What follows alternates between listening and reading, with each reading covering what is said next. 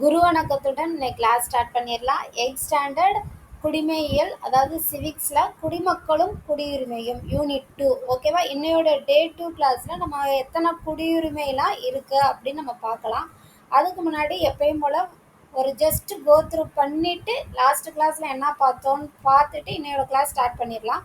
Last கிளாஸில் குடிமகன்னா யார், அவங்களோட குடியுரிமை என்னென்ன இருக்குது, அந்த குடியுரிமையை எத்தனை வழிகளில் பெறலாம், 1955 இந்திய குடியுரிமை சட்டம் போட்டு ஒரு 5 வழிமுறைகள் கொடுத்துருக்காங்க. ஒரு குடியுரிமையை வாங்கணும்னா ஒரு 5 முறைகளில் அவங்களுக்கு இந்திய குடியுரிமை கிடைக்கும். ஃபர்ஸ்ட் ஒன்னா பிறப்பால் குடியுரிமை பெறுதல், செகண்ட் ஒன் வம்சாவளியால் குடியுரிமை பெறுதல், தேர்ட் ஒன் பதிவு செய்தல் மூலம் குடியுரிமை பெறுதல், ஃபோர்த் ஒன் இயல்பு குடியுரிமை, அஞ்சாவது பிரதேசங்களை இணைத்தல் மூலம் பெரும் குடியுரிமை.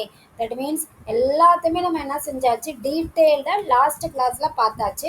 யாராச்சும் புதுசாக அந்த வீடியோ பார்க்குறீங்கன்னா லாஸ்ட் கிளாஸை பார்த்துட்டு இந்த கிளாஸ் பார்த்தீங்கன்னா உங்களுக்கு கண்டிப்பாக புரியும்.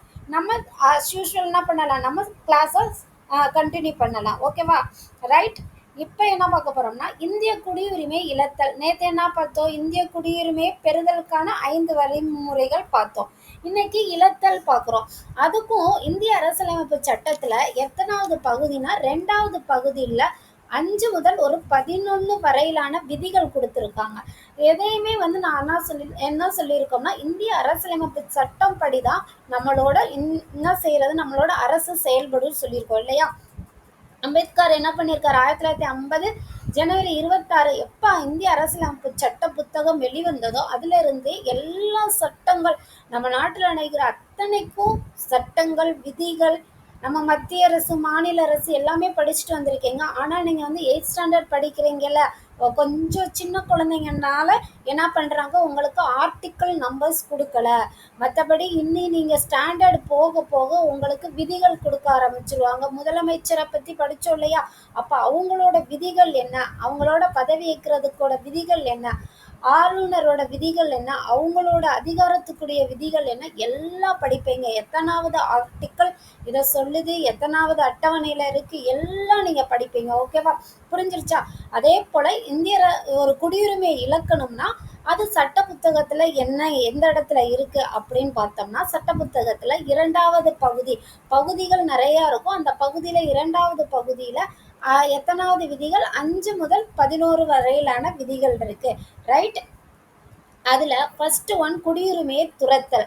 அதாவது சிம்பிளாக சொல்லணும்னா, நான் ஒரு வெளிநாட்டுக்கு, இப்போ நான் ஒரு இந்திய சிட்டிசன் இருக்கேன், நான் வெளிநாட்டு குடியுரிமையை வாங்கணுன்ற பட்சத்தில் நானாகவே போய் என்ன செஞ்சிடலாம், எனக்கு இந்திய குடியுரிமை வேணாம் அப்படி சொல்லி அவங்களாகவே கைவிடுறது. நான் அப்படி சொல்ல மாட்டேன்.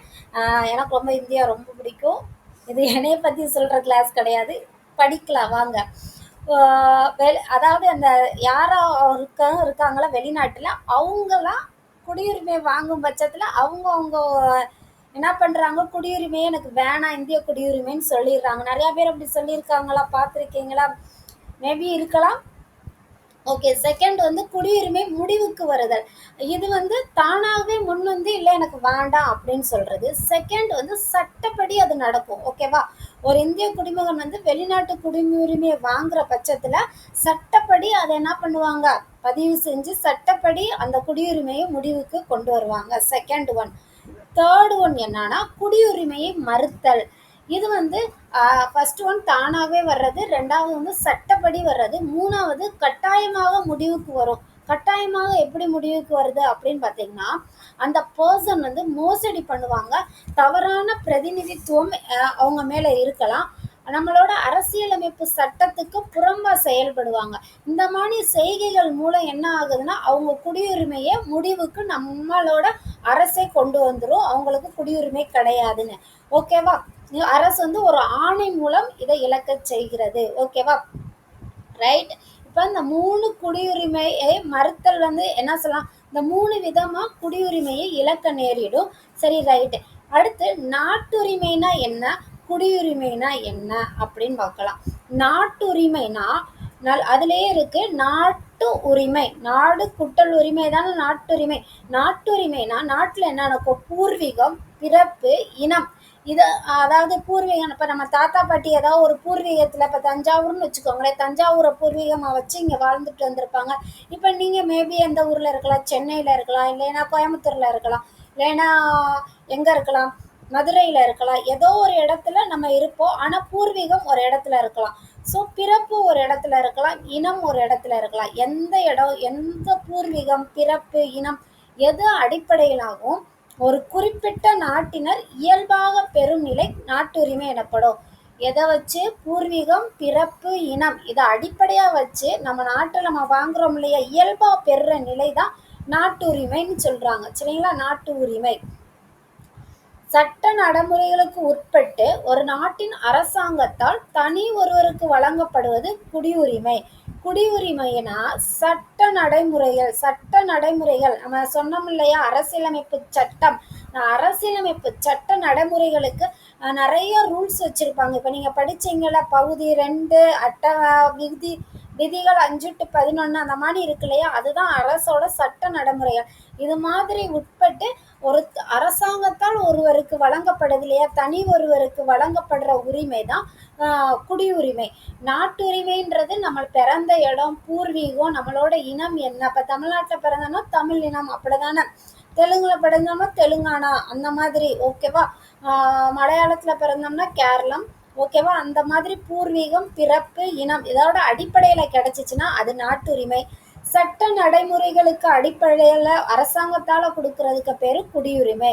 சரி, நாட்டுரிமையை மாற்ற முடியுமா அப்படின்னு பார்த்தா, நாட்டுரிமையை மாற்றவே முடியாது. என்னோட பூர்வீகம் எதுனா நம்ம என்ன ஊர் சொல்கிறோமோ, இப்போ நீங்கள் எந்த ஊரில் பிறந்திருக்கீங்க, நீங்கள் வந்து சென்னையில் பிறந்திருக்கீங்கன்னா சென்னை தான் உங்களோட பூர்வீகம், மதுரையில் பிறந்திருந்தீங்கன்னா மதுரை தான் உங்களோட பூர்வீகம். ஸோ அதை மாற்றவே முடியாது. ஒருத்தவங்கள நாட்டு உரிமையை வந்து மாற்ற முடியாது. புரிஞ்சிருச்சா? நாட்டு உரிமைனா எது? நம்மளோட பூர்வீகம், பிறப்பு, இனம் இதை வச்சு சொல்கிற நாட்டுரிமையை நம்மளால் மாற்ற முடியாது. இந்த சட்ட நடைமுறைகளுக்கு உட்பட்டு கிடைக்கிறது இல்லையா அரசாங்கத்தால் குடியுரிமை, அதை வந்து மாற்ற முடியும். அந்த குடியுரிமையை தான் எல்லாருமே என்ன செஞ்சுக்கிட்டு இருக்கோம், பெறுவதற்கும் இழக்கிறதுக்குரிய டீட்டெயில்ஸ் நம்ம படிக்கிறோம்ல. ஏன் படிக்கிறோம்னு இப்போ புரிஞ்சிருச்சா? குடியுரிமையை மாற்ற முடியும், நாட்டுரிமையை மாற்ற முடியாது. சரி, ரைட்.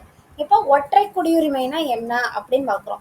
நம்மளோட இந்திய அரசியலமைப்பு சட்டம் எதை ரொம்ப வலியுறுத்துதுன்னு பார்த்தோம்னா ஒற்றை குடியுரிமையை தான் வலியுறுத்துது. ஒற்றை குடியுரிமைனா அதுக்கு முன்னாடி நீங்கள் இரட்டை குடியுரிமைனா என்னன்னு தெரிஞ்சுக்கோங்க. அப்போ ஒற்றை குடியுரிமையை ஆட்டோமேட்டிக்காக புரிஞ்சிடும். அமெரிக்க ஐக்கிய நாடுகள்லையும் சுவிட்சர்லாந்துலையும் இரட்டை குடியுரிமை பயன்படுத்தப்படுது. இரட்டை குடியுரிமை என்னன்னா தேசிய குடியுரிமையும் மாநில குடியுரிமையும். இப்போ நம்ம தமிழ்நாட்டில் இருக்கோம்ல, தமிழ்நாட்டில் இருந்தோம்னா மாநில குடியுரிமை ஒன்று கொடுத்துருவாங்க. இங்கே இப்போ இருக்க பர்சன் வந்து நான் தமிழ்நாட்டுக்காரர் அப்படின்னு ஒரு அடையாள அட்டை வந்து கொடுத்துருவாங்க. நீங்கள் அந்த தமிழ்நாட்டு மாநிலத்துக்குரிய அடையாள அட்டை ஒன்று இருக்கும். அடுத்து தேசிய குடியுரிமை. தேசிய குடியுரிமைனா இப்போ இந்திய குடியுரிமை நம்ம வச்சிருக்கோம் இல்லையா, இந்தியர்கள் சொல்கிறோம் இல்லையா, அது. ஸோ 2 குடியுரிமை அவங்களுக்கு. 2 விதத்துலையுமே அவங்க என்ன செய்வாங்க, தேசிய அளவுலேயும் இருப்பாங்க, மாநில அளவுலேயும் ஒரு உரிமை இருக்கும். மாநில குடியுரிமை, தேசிய குடியுரிமை. அண்டர்ஸ்டாண்ட் ஆகுதா? ஆனால் நம்ம இந்தியாவை பொறுத்தவரையும் அப்படி கிடையாது இல்லையா. நமக்கு ஒரே ஒரு குடியுரிமை தான். அது என்னது? இந்திய குடியுரிமை. எந்த நாட்டில் எந்த மாநிலத்தில் வேணாலும் நம்ம பிறந்திருக்கலாம். எங்கே இருக்கலாம்? தமிழ்நாட்டில் இருக்கலாம், தெலுங்கானாவில் இருக்கலாம், இல்லைன்னா கேரளாவில் இருக்கலாம், மும்பை, எங்கே வேணாலும் ஏதோ ஒரு இடத்துல இருக்கலாம். ஆனால் நம்மளாம் யார்? இந்தியர்கள், இந்திய சிட்டிசன், அவ்வளோதானே. இதுதானே இந்திய குடிமகன், இந்திய சிட்டிசன், அவ்வளோதான். ஒற்றை குடியுரிமை தான் நமக்கு. இப்போ புரியுதா? ஒற்றை குடியுரிமைக்கும் இரட்டை குடியுரிமைக்கும் உள்ள வித்தியாசம் புரியுதா? நமக்கு தேசிய குடியுரிமை, மாநில குடியுரிமை எதுவும் இல்லையே. கேள்விப்பட்டிருக்கீங்களா? இல்லைல. ஸோ நமக்கு ஒற்றை குடியுரிமை. அது வந்து நல்லா அண்டர்ஸ்டாண்ட் பண்ணிக்கோங்க. இந்திய குடிமக்கள் எங்கே வேணாலும் பிறந்திருக்கலாம், எங்கே வேணாலும் வசிக்கலாம். ஆனால் நம்ம எல்லாருமே என்னது, எல்லாருக்குமே இந்தியர்கள்ன்ற ஒரு பங்கு இருக்கு. நமக்கு குடிமையியல் உரிமைகள் எல்லாத்துக்குமே சமம்தான். ஓகேவா? முன்னுரிமை வரிசைப்படி குடியரசுத் தலைவர் தான் நாட்டின் முதல் குடிமகன் ஆவார். நம்மளோட முதல் குடிமகன் யாருன்னு கேட்டால் குடியரசுத் தலைவர் தான் சொல்லணும். இது ஒரு பாக்ஸ் பாயிண்ட், ஞாபகம் வச்சுக்கோங்க. ஓகேவா? நம்மளோட முதல் குடிமகன் யாரு?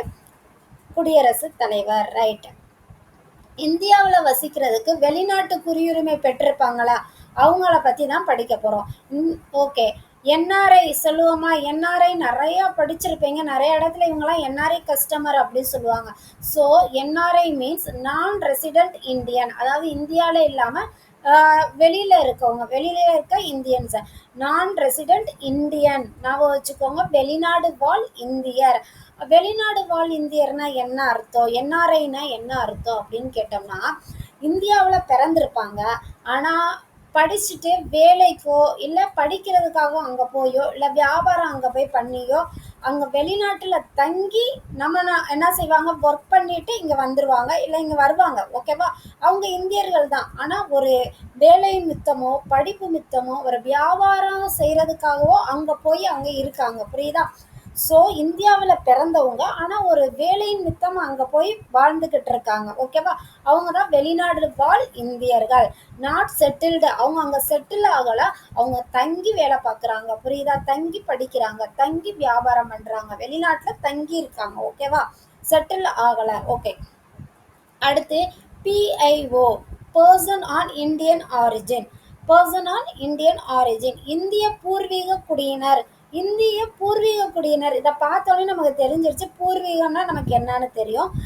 இப்போ அவங்க இந்தியன் சிட்டிசனாக இருக்கணும்னு அவசியம் இல்லை. இப்போ அவங்க ஃபாரின்லேயே செட்டில் ஆகிருக்கலாம். ஆனால் அவங்களோட மூதாதையர் இருப்பாங்க இல்லையா, அவங்க தாத்தாவோட அப்பா மூதாதையர்கள், அவங்க இந்தியாவை சேர்ந்தவங்களா இருப்பாங்க. அவங்கள குறிக்கிறது தான் இந்திய பூர்வீக குடியினர். அவங்க இப்போ இந்தியர்களா இருக்க மாட்டாங்க. இப்போ அவங்க செட்டில்டு ஆயிருப்பாங்க ஃபாரின்ல.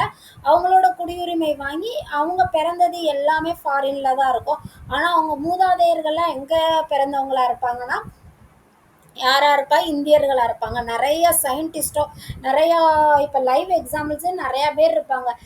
நிறைய இடத்துல நீங்கள் படிப்பீங்க. இந்த இடத்துல இருக்கிற ஒரு பெரிய பெரிய சிஇஓ, பெரிய இதெல்லாம் ரிசிஸ்ட்னா கூட என்ன சொல்லலாம், அவங்க ஏன்னா நம்மளோட பூர்வீகம் என்ன செய்யல, இந்தியாவை சார்ந்தவர்கள் அப்படின்னு சொல்லியிருப்பாங்க. நீங்கள் அவர் வந்தப்பெல்லாம் எலெக்ஷனில் ஜெயிச்சப்பெல்லாம் பார்த்துருப்பீங்க.